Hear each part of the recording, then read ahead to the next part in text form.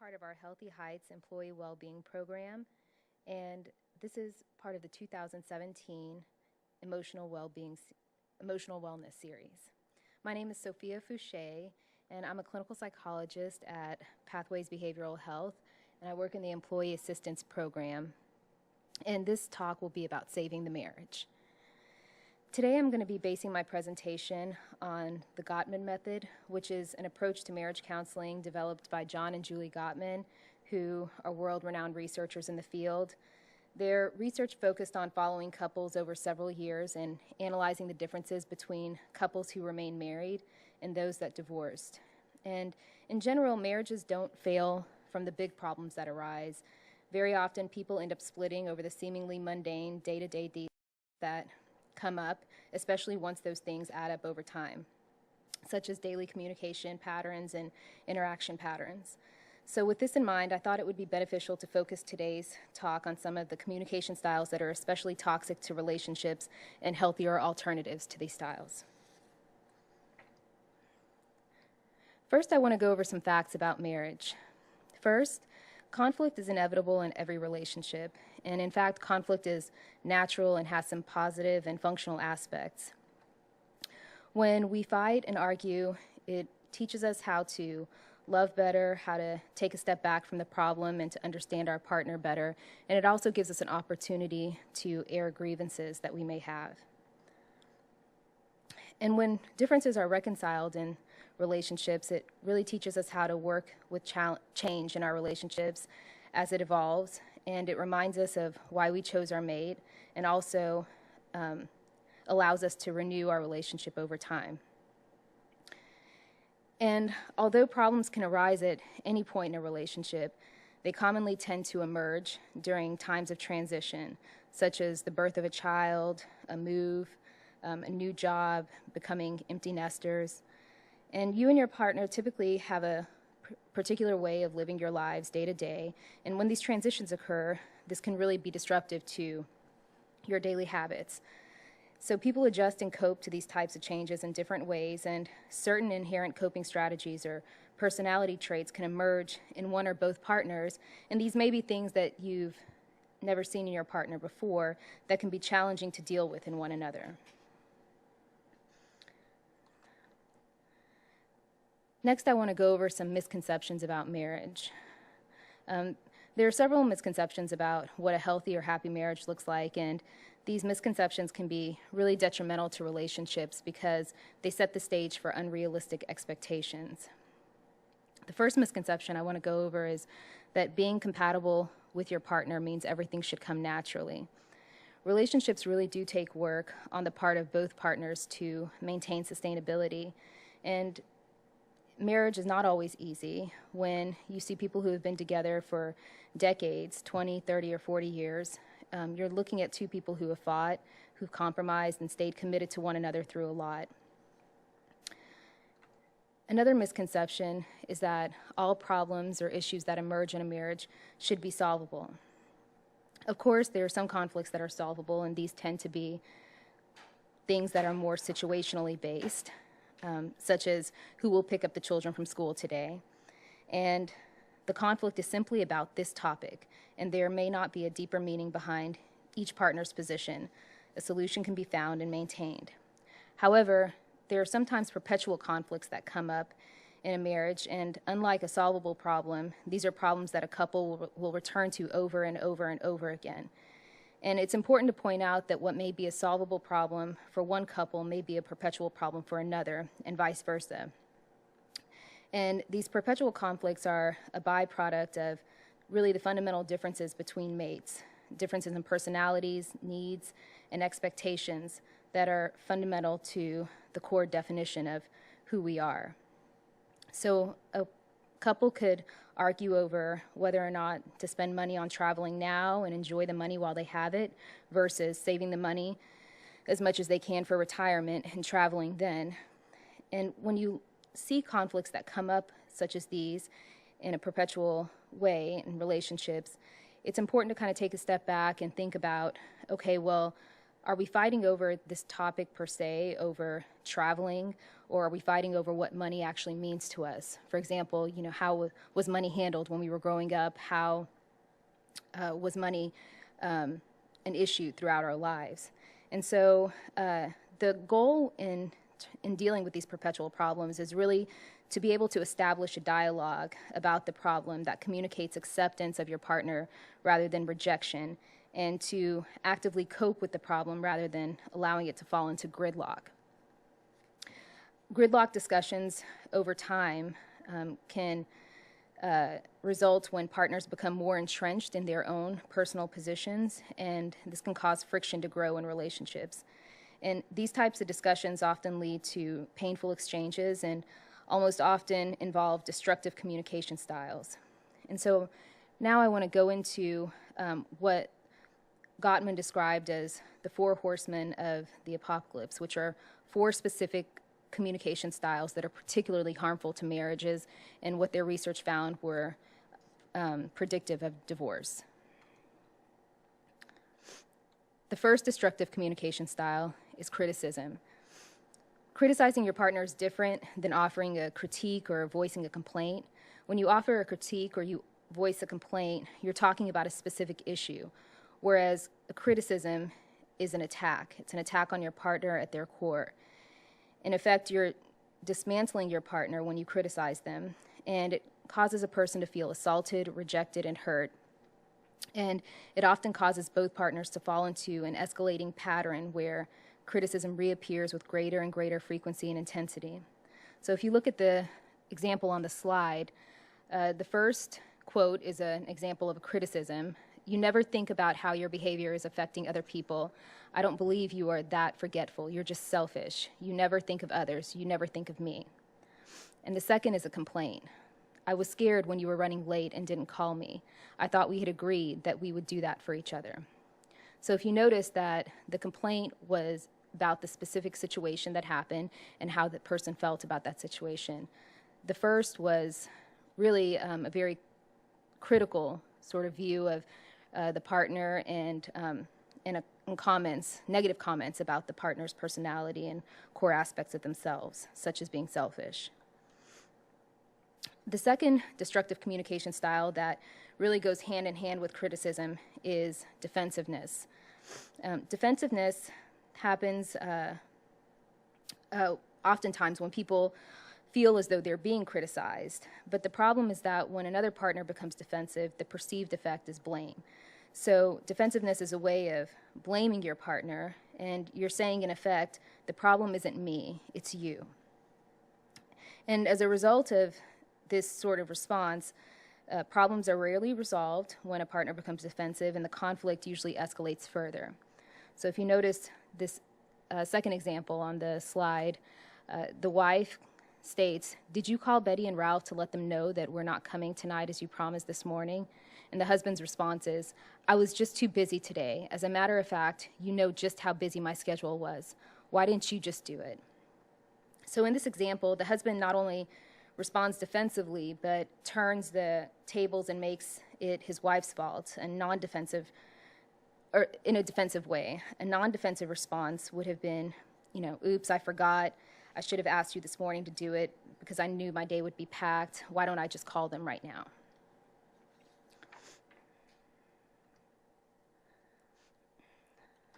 Okay. The third destructive communication style, and this is a style that Gottman found was actually the most destructive to couples and the most predictive of divorce, is contempt. Contempt is very poisonous to relationships. It comes when you tend to treat your partner with disrespect, mock them with sarcasm, make an attack from a position of superiority, hostile humor, name-calling, mimicking, and or body language such as eye-rolling and sneering are all forms of contempt. And in whatever form, contempt is really a dangerous way of communicating in a relationship because it conveys disgust, and it's virtually impossible to resolve a problem when your partner is getting the message that you're disgusted with him or her. And contempt isn't typically the first form of destructive communication that you see in a marriage. This tends to happen over time, and it's fueled by long simmering negative thoughts about the partner. And given that contempt can be so offensive, inevitably it typically leads to more conflict rather than reconciliation. Okay. And the final destructive communication style is stonewalling. Stonewalling is when the listener withdraws from the interaction, shutting down and closing themselves off because they're feeling emotionally overwhelmed. And rather than confronting the issue, someone may become either completely unresponsive, emotionally disengaged, tune their partner out, or start doing something like mundane cleaning task, or get on their cell phone or computer to disengage from the conversation. And the belief behind stonewalling is that, for the partner who is doing the stonewalling, that by disconnecting from their overwhelming emotions, that they can emotionally recoup and basically survive the conversation. For the partner who's on the receiving end of the stonewalling, trying to communicate with someone who's acting in this way can be very frustrating and infuriating. And when you're making every attempt to address a problem and your partner is pretending that you aren't there, this can be very upsetting. So stonewalling isn't a very constructive strategy for handling difficult conversations that come up, but it is a strategy that is oftentimes utilized when couples feel like they've gotten into a hopelessly contemptuous or critical conversation. So next I want to talk about how to avoid some of these sort of destructive communication strategies and things that you can do otherwise to help initiate a healthier dialogue or healthier interaction patterns in your marriage. The first is soften your startup. How a conversation starts typically predicts how it will end. So if you have a harsh startup to your conversation, which typically would involve one of the 4 destructive communication styles, this has a high likelihood of causing flooding. And when I say flooding, I mean feeling emotionally overwhelmed, feeling attacked. And when we feel attacked, our body has a physiological response, an increased heart rate. We feel physically more tense, and this reaction is what I refer to when I talk about flooding. And this also increases emotional distance that can really strain a marriage. So starting conversations gently really communicates respect and allows partners to feel positive about both themselves and their marriage. On this next slide, I want to go over some of the steps that you can take to soften your startup. The first is to take responsibility. To say to your partner, I share some responsibility for this, can really help to diffuse a conversation and to de-escalate conflicts that may arise. The second is to complain without blame and state a positive need. So saying to your partner, here's how I feel about a specific situation, and here's what I need. And to be sure to stay focused on positive needs, about what it is that you do need, rather than talking about what it is that you don't need. Because when you start talking about things that you don't need, that tends to lead into critical and contemptuous conversations. Starting with I instead of you. And I know this sounds cliche, but this is a very effective strategy because I statements are less critical and don't make the listener feel as defensive as a you statement. So when married couples are talking to each other and a partner is sitting in front of one partner yelling you, this really does create a heightened sort of physiological response, and a lot of times partners will jump into a defensive sort of state, and this leads to a whole landslide of negative and physical mental reactions. So it really makes it hard to uncover the real issue you want to address when you're in this defensive state, because you're focusing on the feeling of being attacked rather than the situation at hand. So the you statements really are statements that feel like a finger is being pointed, at either your motives, behavior, or personality. So instead of that accusatory sort of approach to issues that you may have, using an I statement that reflects your own feelings and subjective experience can be much more beneficial. It's also helpful to describe what is happening without judging or blaming your partner. Communicating what you see will help your partner from feeling attacked. And no matter how long you've been with your partner or how well they know you, you can't expect them to read your mind. So always talking about what's happening for you, your subjective experience, gives them insight into what's going on for you and allows them the opportunity to respond to that. So instead of attacking with accusations such as, you never watched the baby, if you try saying something like, I seem to be the only one chasing after the baby today. I'm really exhausted. Could you help me out with him? We'll go a lot further, oftentimes in conversations, rather than the latter response. Being polite and appreciative. And this may seem obvious or just intuitive, but actually when we've been in marriages or relationships for a long period of time, it can be very easy to take this for granted and to not say please or voice appreciations about your partner as often as perhaps maybe you would at the beginning of a relationship. But recognizing what you appreciate about your partner can really be helpful in maintaining warmth and emotional connection, even during difficult conversations. And the last is don't let things build up. If you do, these topics will escalate in your mind until you blow up, and it's just destructive for conversations. So you don't want to wait forever to bring up an issue with your partner. Your conversations and discussions about conflictual matters will be far more productive. So on this next slide, I just want to go through a dialogue between a couple that uses a harsh startup, and then we'll follow up with a dialogue using a soft startup. So in this slide, Kim states, "Once again, I come home from work and have to pick up after you." Chris responds, "Here we go again. I'm such a slob, right? I clean the kitchen counters all the time." Kim responds, "Then why do I have to remind you to clean the dishes in the sink or take out the trash? It's frustrating when our house smells disgusting. Don't worry about it today. I already did it. Or were you too busy browsing Facebook to notice?" Chris responds, "Hey, come on, I hate cleaning. I know you do too. I have an idea." Kim rolls her eyes. Chris responds, "I think we need some connection. Let's take a vacation so you can be waited on." Kim responds, "Seriously, we can't afford a maid, much less a vacation."